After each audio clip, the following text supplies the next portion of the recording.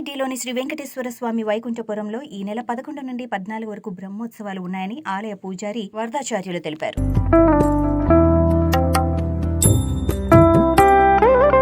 కులదైవతన్నః శ్రీ శ్రీనివాసః పరదైవతన్నః శ్రీ శ్రీనివాస పరమౌధనన్నః శ్రీ శ్రీనివాసః పరమాగతిర్నః అస్మదాచార్య పర్యంతం వందే గురు పరంపర. అస్మదాచార్య స్వామివారి శ్రీ శ్రీ శ్రీ చిన్నజీర స్వామివారి దివ్య భవ్య మంగళ ఆశీ వైభవంతో ఏకాదశ వార్షిక బ్రహ్మోత్సవ వేడుకలు శ్రీ వైకుంఠపురంలో మాఘ శుద్ధ విధియ మొదలు సప్తమి వరకు అంగరంగ వైభవంగా మనం నిర్వహించుకునేటువంటి సంకల్పం చేస్తున్నాం. స్వామివారి అనుగ్రహం చేత విరాట వెంకటేశ్వర స్వామివారు పునఃప్రతిష్ఠ గావింపబడి 11 సంవత్సరాలు పూర్తయినటువంటి సందర్భంలో స్వామికి జరిపేటువంటి ఓ అద్భుతమైనటువంటి వేడుక వార్షిక బ్రహ్మోత్సవ సేవగా మనం జరుపుకుంటున్నాం.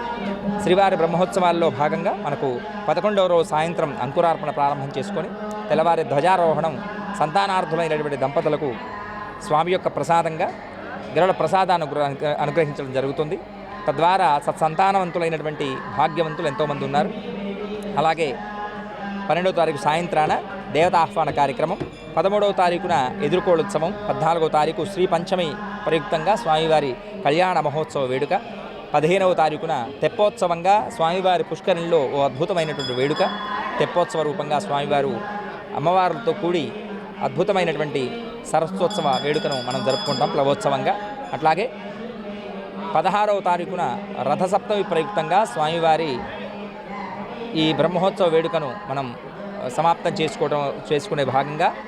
చేసుకునే ఉత్సవంలో భాగంగా స్వామివారికి మహాపూర్ణాహుతి కార్యక్రమం, చక్రస్నాన మహోత్సవం, మధ్యాహ్నం రథోత్సవ సేవ, రథసప్తమి వేడుక సందర్భంగా రథోత్సవ సేవ, సాయంత్రం శ్రీపుష్పయాగ ప్రయుక్తంగా 12 ఆరాధనలు జరుపుకొని స్వామివారి యొక్క బ్రహ్మోత్సవాలను మనం అద్భుతంగా పరిసమాప్తం గావించుకుంటాం.